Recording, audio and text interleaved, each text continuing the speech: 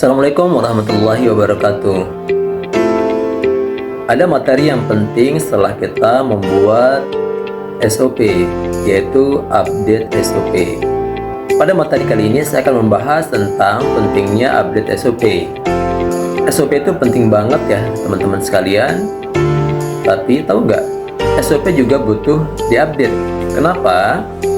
Karena kita harus melakukan apa yang ditulis dan menulis apa yang kita lakukan. Nah, banyak yang bingung kapan sih sebenarnya SOP harus diupdate. Kan perubahan itu macam-macam ya teman-teman. Ada yang gede, ada yang kecil, ada yang sebentar, ada yang lama. Jadi kapan kita harus update SOP? Pertama, kalau ada perubahan pada pelaksana atau penanggung jawab proses atau prosedur yang dilakukan. Misalnya, ada penggantian orang yang bertanggung jawab dalam suatu proses. Pada kondisi ini harus diupdate SOP-nya, sehingga semua tahu siapa yang harus bertanggung jawab. Kedua, kalau ada perubahan pada bahan baku yang digunakan. Nah, ini penting banget ya teman-teman sekalian.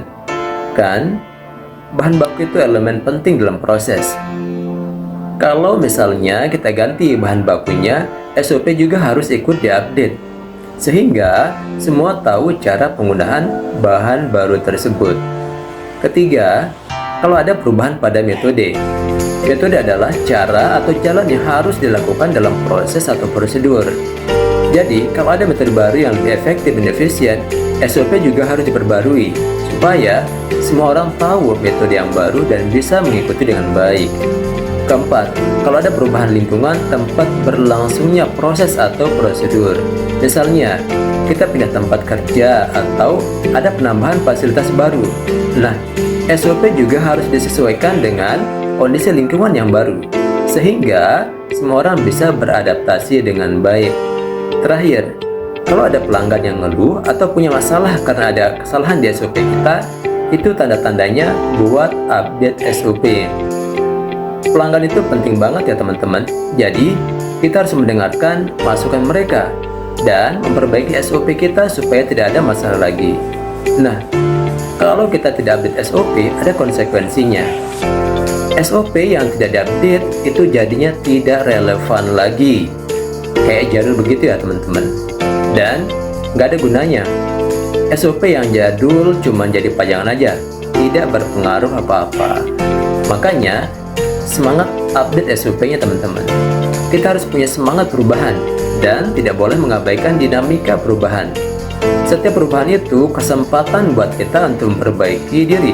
SOP yang update itu penting banget buat organisasi kita, biar semua orang bisa bekerja dengan efisien dan tahu persis apa yang harus dilakukan. Jadi, kita harus semangat untuk update SOP dan selalu siap untuk menerima perubahan. Tidak harus terasa kaku dan membosankan. Pertama-tama, kita bisa ajak tim kita buat brainstorming tentang perubahan-perubahan yang harus diupdate dalam SOP. Biar suasana lebih fun, kita bisa bikin sesi brainstorming di tempat yang nyaman atau hal-hal lain yang memberikan inspirasi. Dan ada makanan ringan misalnya buat ngemil biar semangat kita bisa keluar. Selama sesi brainstorming, kita bisa ajak tim kita buat sharing pengalaman mereka dan ngomongin ide-ide kreatif buat perbaikan SOP. Gak ada salahnya juga kita kasih reward kecil, kayak stiker lucu atau kado kecil buat yang ngasih ide terbaik. Setelah dapat semua ide, kita bisa buat tim yang seru dan kompak buat mengerjakan update SOP-nya. Misalnya, kita bagi-bagi tugas dan bikin semacam game challenge antar tim buat siapa yang bisa update SOP dengan cepat dan akurat. Di tengah-tengah kerja, kita bisa sediakan waktu buat ngobrol santai atau main game ringan, biar suasana tetap menyenangkan. Dan cuma itu, kita juga bisa bikin SOP yang update dan lebih visual dan menarik. Kita bisa pakai infografis, gambar-gambar lucu, atau bahkan video pendek buat menjelaskan prosedur-prosedur baru. Dengan cara ini, SOP kita menjadi lebih mudah dipahami. Ketika sudah selesai update SOP, perlu diingat untuk disosialisasikan ke seluruh tim. Kita bisa buat sesi presentasi yang interaktif dan seru. Misalnya, kita pakai permainan buat menguji pemahaman tim tentang SOP yang baru. Selain itu, perlu diingat buat SOP tetap hidup dan relevan. SOP tidak boleh jadi dokumen yang cuma disimpan di rak dan dilupakan. Kita bisa buat reminder berkala buat cek ulang SOP, apakah masih efektif atau perlu diupdate lagi. Selalu buka diri buat masukan dan saran dari tim kita. Kita bisa adakan forum diskusi atau bahkan buat kotak saran supaya semua orang bisa berpartisipasi dalam meningkatkan SOP. Selain itu, penting juga untuk menjaga semangat perubahan dan menghadapi tantangan dengan penuh optimisme. Jangan takut untuk mencoba hal-hal baru dan berinovasi dengan update SOP kita. Yuk, kita lihat beberapa langkah lanjutan yang bisa kita ambil. Yang pertama, buat SOP menjadi lebih mudah dipahami. Salah satu tujuan dari update SOP adalah membuatnya lebih mudah dipahami oleh semua orang. Kita bisa menggunakan bahasa yang sederhana dan jelas, menghindari penggunaan istilah teknis yang membingungkan. Selain itu, kita juga bisa menggunakan contoh atau ilustrasi yang lebih konkret untuk menjelaskan proses atau prosedur yang ada. Yang kedua, libatkan tim dalam proses update.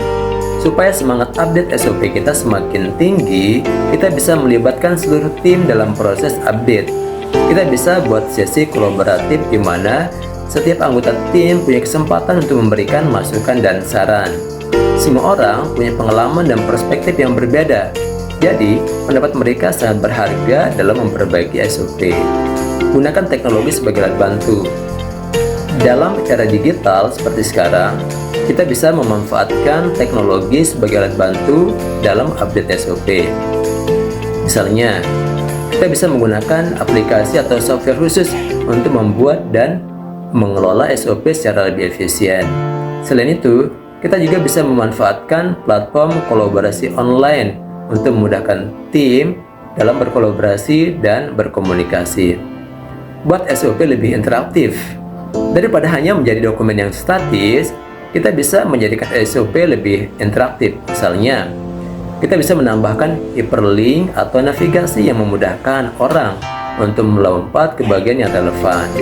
Kita juga bisa menyertakan video tutorial singkat atau audio yang menjelaskan prosedur secara detail. Dengan cara ini, SOP kita akan lebih menarik dan mudah diikuti.